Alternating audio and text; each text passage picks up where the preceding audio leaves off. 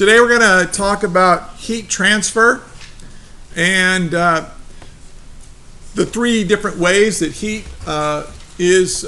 heating works. We can heat stuff through conduction, convection, or radiation. We'll briefly explain those three modes of heat transfer.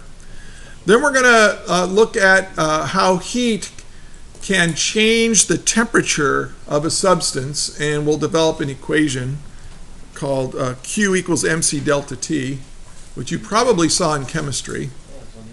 Then we're going to set up a thermal equilibrium problem, and those are some of the problems you'll have to work for the homework and on the test, and we'll create a thermal equilibrium equation for the final temperature. So let's begin. Now, let's talk about energy transfer. Let's review a little bit. We said work is energy transfer. Work is energy transferred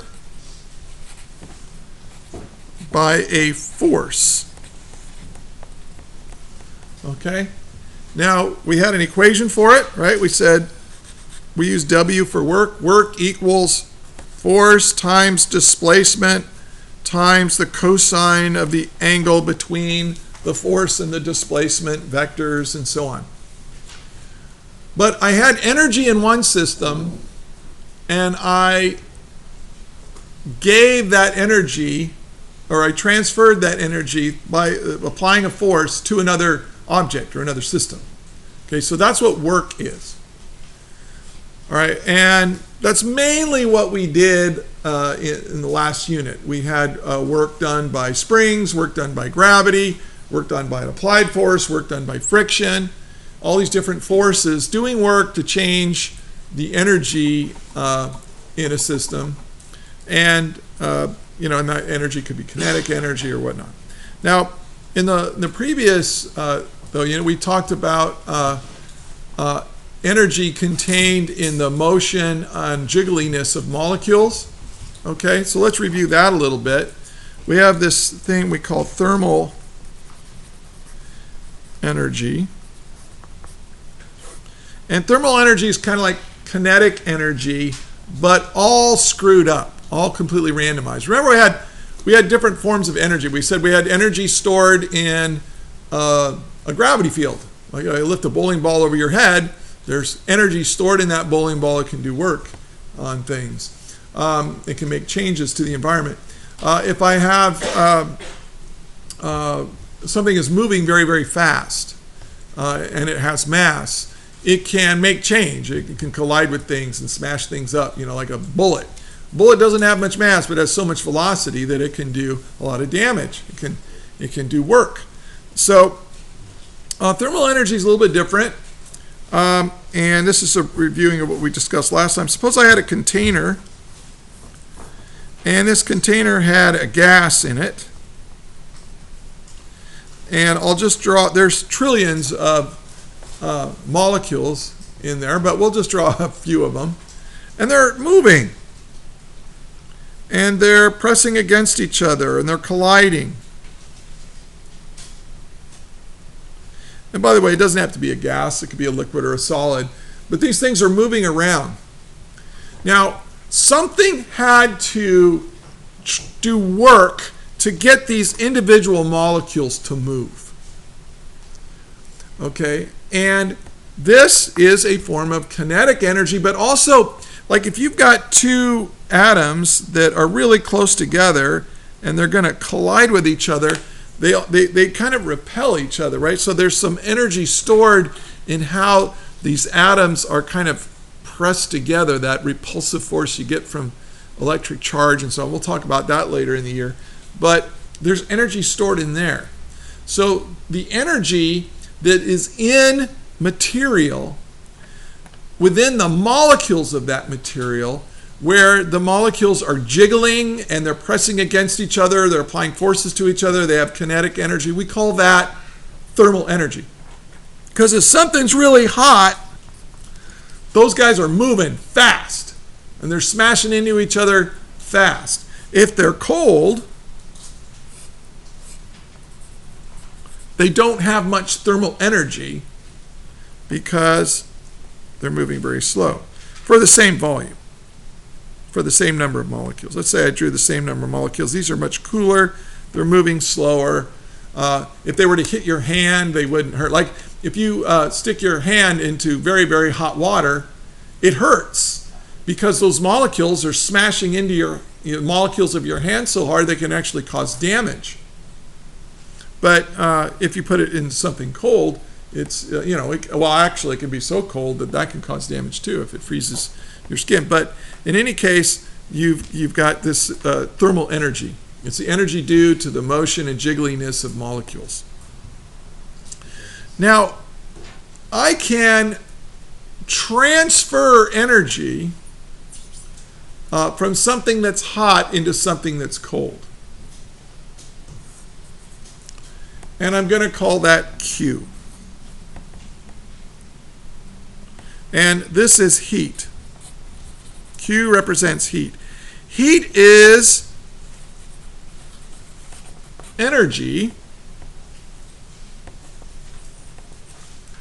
transferred because there is a difference in temperature. You got something that's hot, you got something that's cold. Guess what? Heat is going to transfer. And you're eventually going to get a situation where the molecules are all jiggling at on average about the same. And we call that thermal equilibrium, where everything's at the same temperature. But heat is very much like work. Work is a transfer of energy. Heat is a transfer of energy. And we use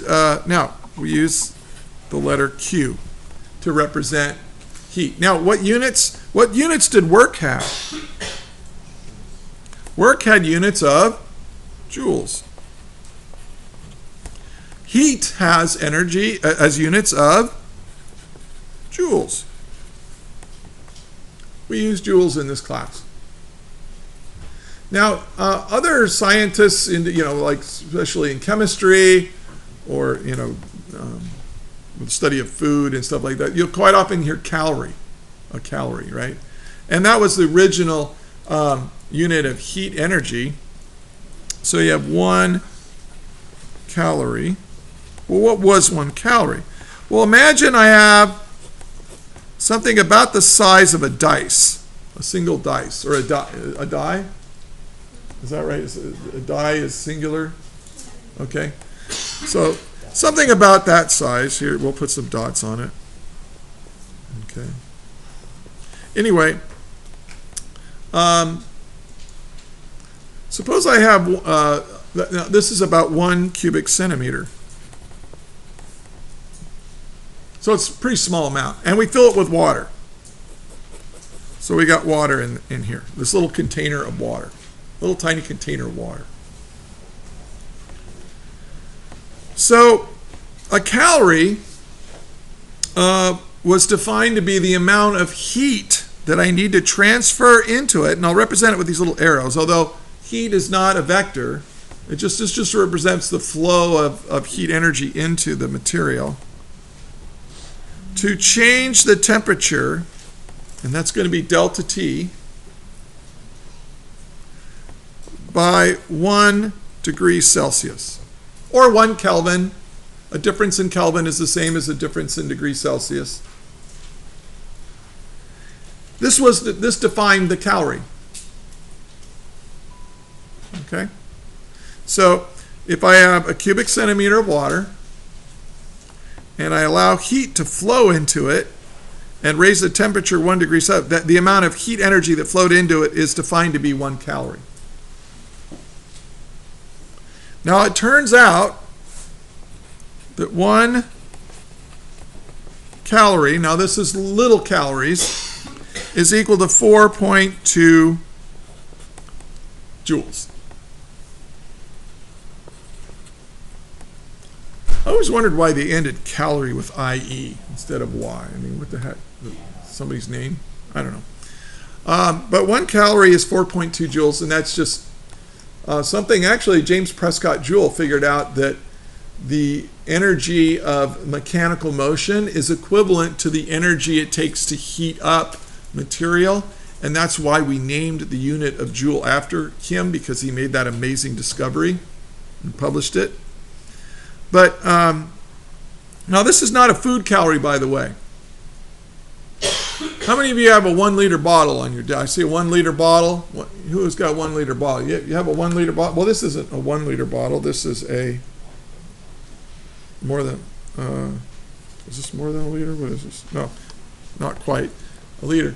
But, you know, you've seen a 1 liter bottle.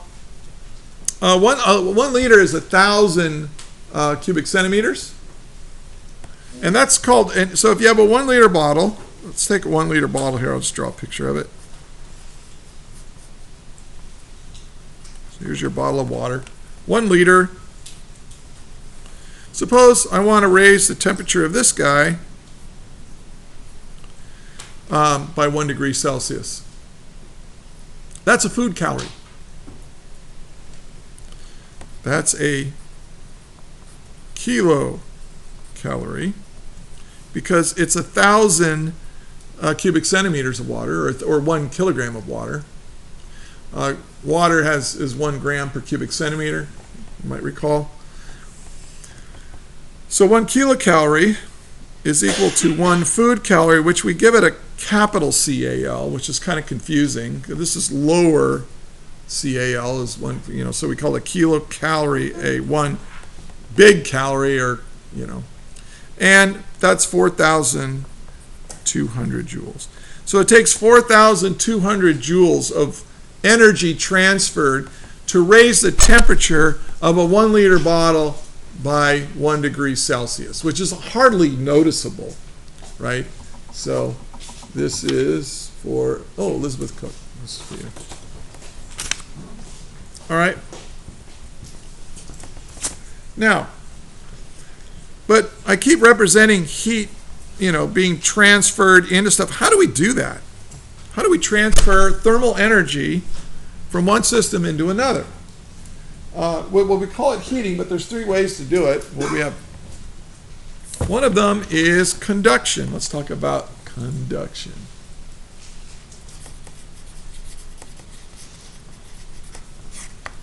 Suppose I took a steel bar like this, and I put a flame under it. I'll just draw a little Bunsen burner right here. Here's the gas, and here's the flame coming up and hitting the, so we're going to heat this up. Now, what happens to the molecules in this steel, or in this steel rod? I'm just going to draw a few molecules. Now the molecules, or actually the atoms or whatever, are all kind of lined up, and they're in a solid, so they stay where they are. They don't, unless we heat this up so much that it melts and then it becomes a liquid, but we're not going to do that. Now, these are just a few representative atoms that are in this object, in this metal. And what happens? Well, these get heated. That is, I'm going to transfer energy into them, right? And they start jiggling faster. So these atoms are jiggling around. They jiggle around. But they basically stay in place, but they're free to jiggle. Now, when one atom hits another one, so one atom hits another one, but that one hits the one next to it and hits the one next to it. And that's kind of like that's a flow of thermal energy. Remember, thermal energy is a measure of the jiggliness. Well, the jiggliness is going to spread through here. And this is called conduction. Oh, I already said conduction up there, didn't I? Conduction is heat flowing through a solid. Usually it's through a solid. I guess you could have conduction through a liquid if it's not stirring up. but that doesn't happen in a gravity field. Might happen in space, but for right now, we'll just say it's heat flowing by the jiggliness. Like these are super jiggly, right?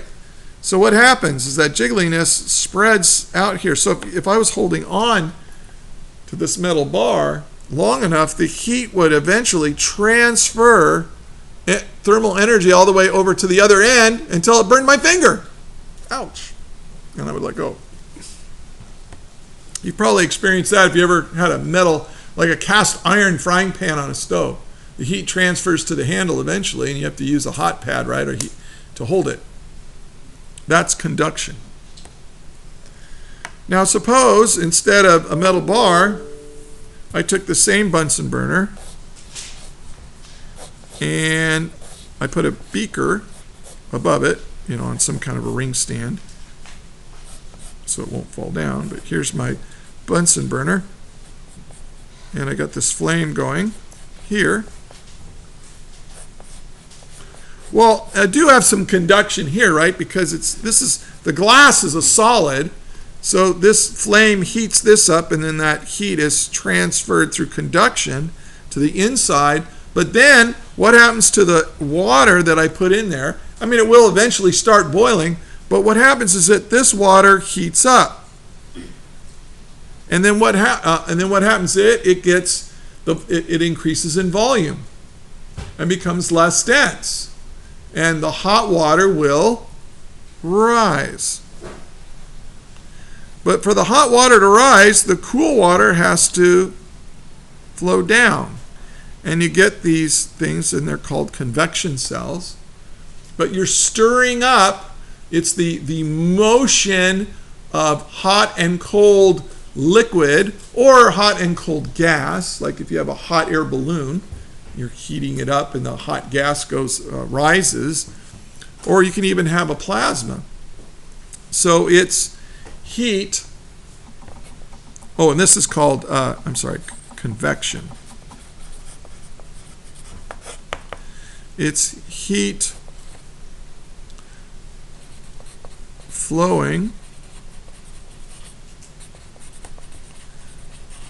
through the movement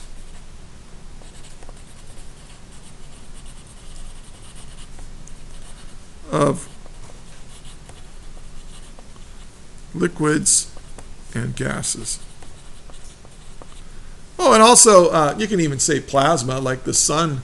The sun has convection cells on its surface, and that's one way that the sun conducts heat or transfers heat from its core to its outer surface is by convection.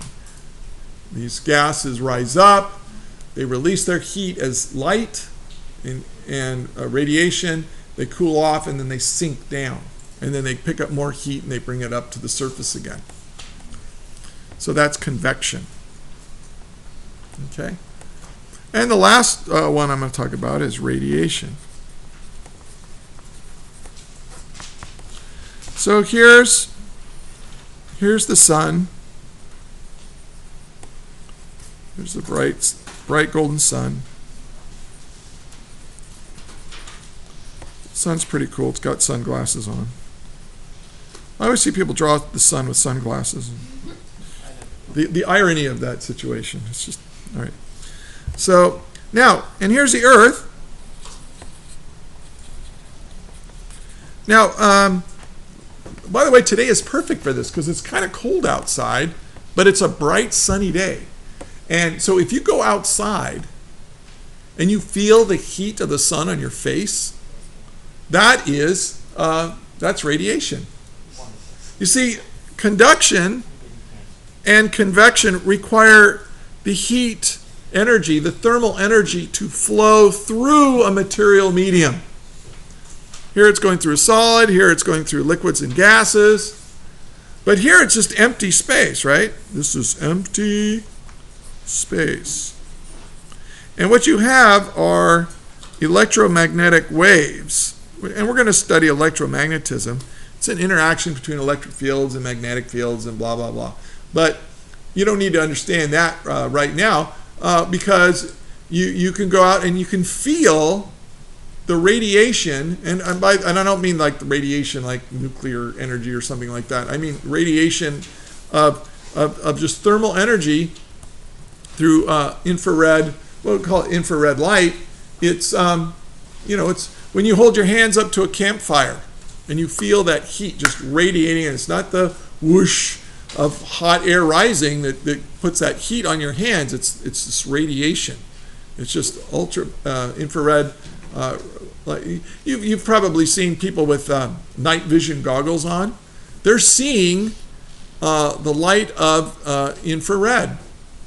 If something's hot enough, it will give off. If something's hotter than its environment, it'll give off infrared, or it'll give off radiation, and that can transfer heat. And obviously, the sun is hot, and the earth is cool, and so you're going to get a transfer of it. Now, this morning, I woke up, I opened the garage door, and I looked at my cars that were outside, and there was frost on them. Did you have frost on your car? Any of you notice that frost on your car or on the lawn? But it wasn't below freezing last night. If you look at the low temperature, it was like, 40 degrees, 39 degrees. How the heck do you have frozen water when it's not even cold enough to freeze water? It's because of this. Well, we're on the nighttime side of the earth. Let's forget about the sun. Here's the nighttime. Here's empty space. And it turns out that the temperature of just empty space is about 3 kelvins, or about negative 270 degrees Celsius or something. It's really cold. Well, the earth is warm. The nighttime side of the earth is relatively much, much warmer than that, and so the earth radiated its heat into empty space. And your car, like if there's frost on your car, the surface of the car radiated heat out into empty space. And the car got below freezing enough to form frost on it, even though the air around it was warmer than that. Because the atmosphere was so clear. It was crystal clear. I mean, it was beautiful. There was no clouds. You could see the stars really nicely last night. But all that heat is being radiated out into space. And so you get frost. If there had been cloud cover last night, you would wake up and your cars might be wet. You might have dew on them, but it wouldn't be cold enough to form ice or frost on it. So this is radiation. It's a way of transferring heat. But all of them, this is hot, this is cool. We transfer heat from hot to cold. This was hot down here, cool up here. The heat is transferring from hot to cold. Hot right here, cool right here. Heat is transferring from hot to cool. Cold out here. So we went from cool to cold. All right, but it's still going from a higher temperature to a lower temperature. Heat always flows from high to low temperature. Always. Here's my coffee. It used to be hot when I went up and got it. It never happens that my hot coffee absorbs energy from the air and gets hotter while the room gets cooler. That never happens. It always happens that my hot coffee becomes cooler as the room becomes a little bit warmer because of it. Heat always flows from high to low temperature. It never flows from low to high temperature. Never, ever, ever. Don't even bring up a refrigerator, because we're going to talk about refrigerators. Heat always flows from high to low temperature, whether it's conduction, convection, or radiation. Okay. Now, we're going to talk about the equation that describes how much heat flows. And When we get to the right time, cart people, you just leave very quietly because I'm going to have to go to the bell with this lecture. Sorry. Let's talk about how much heat it takes. Heat to change temperature. Okay, the heat to change the temperature. If I've got a big slug of lead, let's put lead right here. And I'm going to put this on a hot plate. Here's my hot plate. You guys have dealt with hot plates before, right, in chemistry? I think we used a hot plate in here when the heater didn't work, and I had you guys huddled around the hot plates.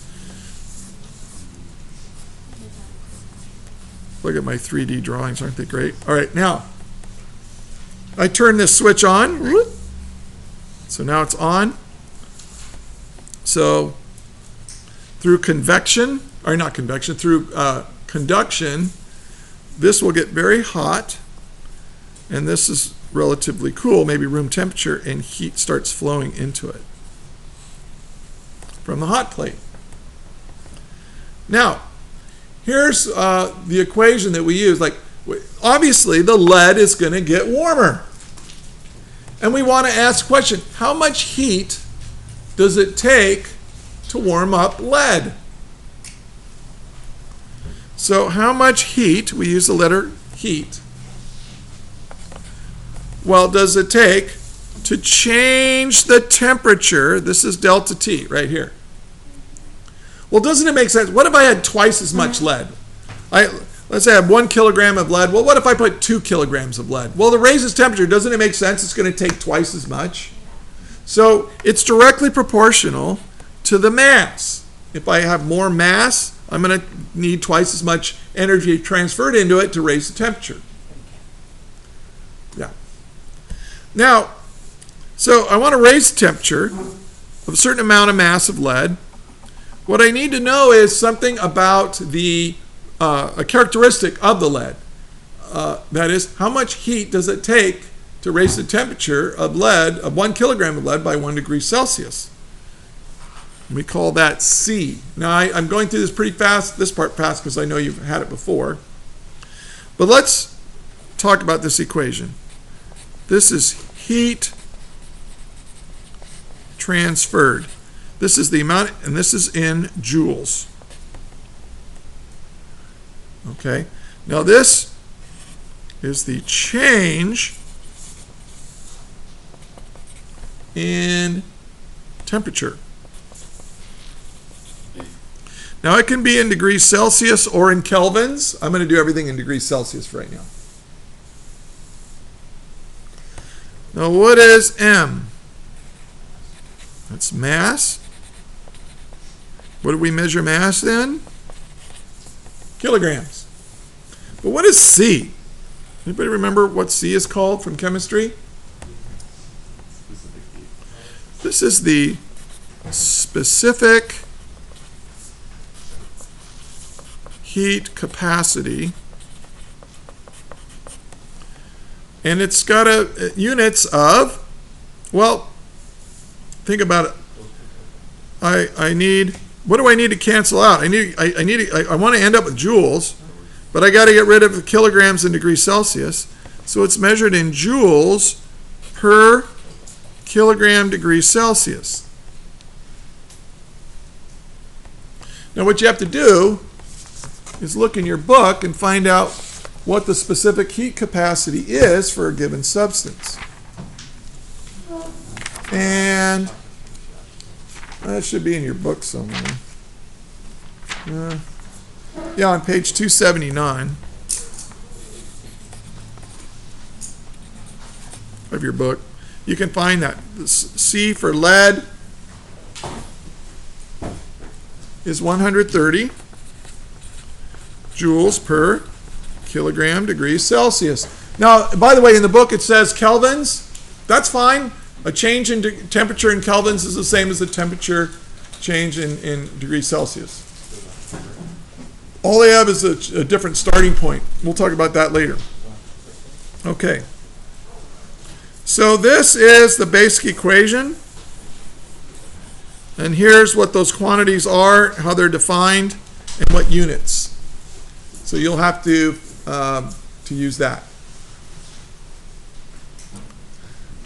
So if I'm going to put heat into... Now, what if I wanted to cool the lead off, right? I have to put it in something that is at a lower temperature, and the heat would flow out of the lead, but we would use the same thing. We would use the same equation to figure that out. And by the way, right now, we are not dealing with changes of state.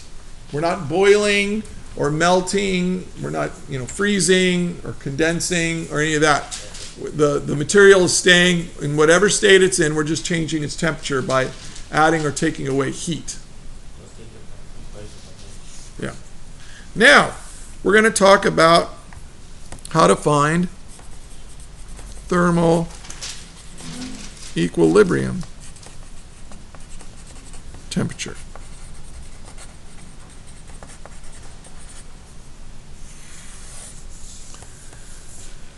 Suppose I get a big ice chest.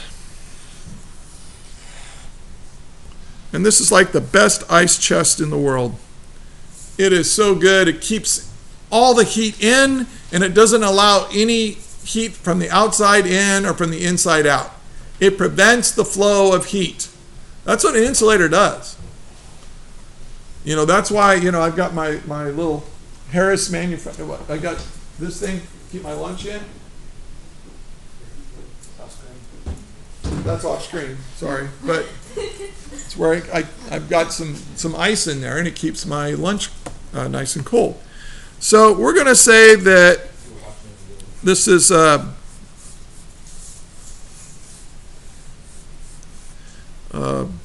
thing of, this is an insulator right here. Really, really good insulation. What does that mean? No flow of heat is allowed. Now, of course, it actually is. Like my son, he just left, so I can talk about him now. He loves tea. Have you noticed that? He's always drinking tea. Okay, so he makes tea at home. He boils some water. He puts a tea bag in, and he seals it up. And that tea stays hot all day. I mean, even into the evening, he drinks the rest of it. And that's because the thermos insulates. It doesn't allow the heat to flow out. Now, the heat does flow out eventually, but it's really, really, really, really slow. So we're just going to pretend that at least for a short period of time, this is a perfect insulator. No heat is allowed. And then I'm going to put a saran wrap right here, some aluminum foil or something. And then I'm going to put in something really, really hot water. Well, we'll just call this substance A. And I'm just going to fill it up. Fill up with substance A. And I'm going to say that it's really hot. Let's make it 90 degrees Celsius. And then, because I got a thermometer drilled in here and I'm able to read the temperature. And then over here, I've got substance B. And substance B is at 10 degrees Celsius. And I got a thermometer that's in here. Now, this is not insulated right here. So what's going to happen? What direction is the heat going to flow? Heat is going to flow through conduction or convection or whatever, or even radiation. Heat is going to flow from the high to the low temperature until what happens? Until what? Until the temperature is the same in both. You know from personal experience, you put a big block of ice in your ice chest, and you have all your food in there, and then the temperature will eventually all reach the same. Then you put something that's warm in there, it'll eventually all be cold. Okay? That's why you do that, right? So heat's going to flow from the high to the low temperature until they all reach the same temperature. But here's what I want you to understand here. We've got this law of nature. heat always flows from high to low temperature. Well, that's the second law of thermodynamics, and we'll talk more about that later. But the first law of thermodynamics is energy is conserved. I mean, if I've got a situation where I'm not allowing any heat, energy, any thermal energy, I'm not allowing any thermal energy out or in of this system, then it's going to be conserved. You can't create or destroy it. So what does that mean? That means the heat that flows out of A is going to be equal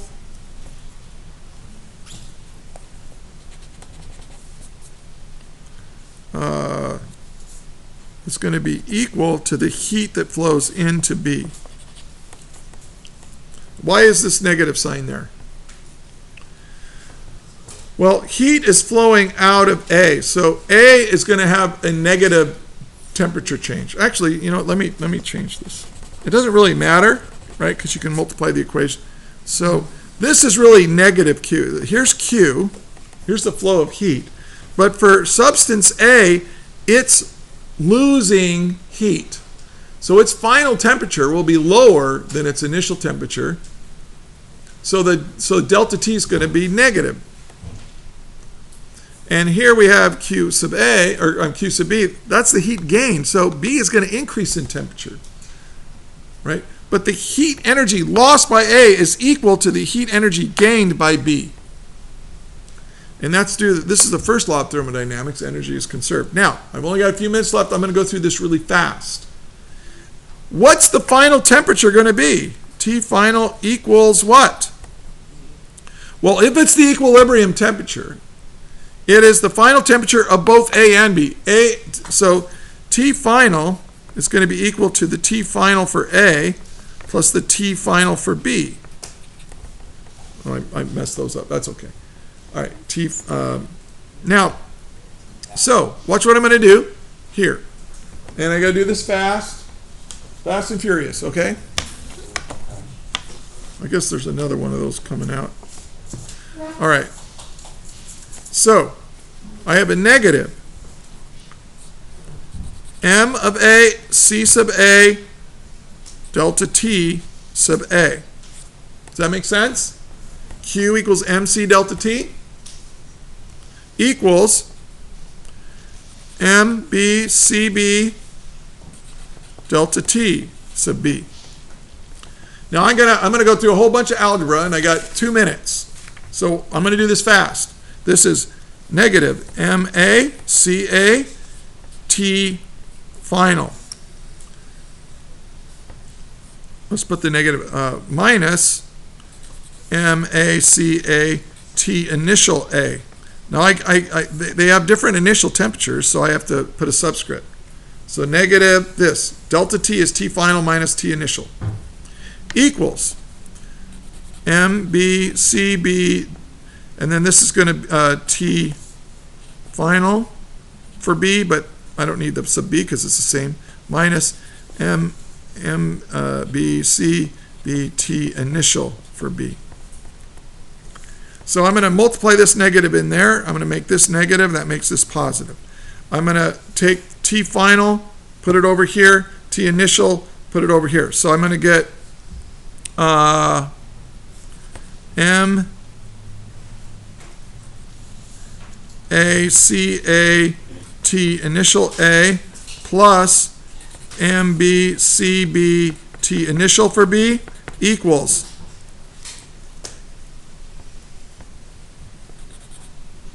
MACA T final plus MBCB T final. So I just took this and put it on the other side, took this, put it on this side. Now I'm going to solve for T final. I'm going to do it in one step because I only got 1 minute. T final equals all this stuff. MACA T initial A plus MBCB T initial B divided by, well, I'm going to factor out the T final, and then divide by what's left, which is MACA plus MBCB CB. Oh, I'm done. Okay, I had to skip a couple of steps. But, oh, I was off screen? Was I off screen? Okay, so look.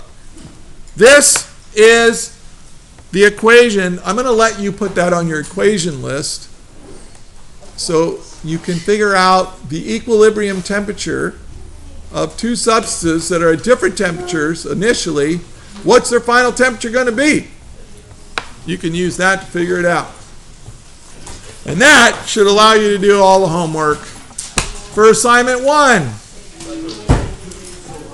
That is all.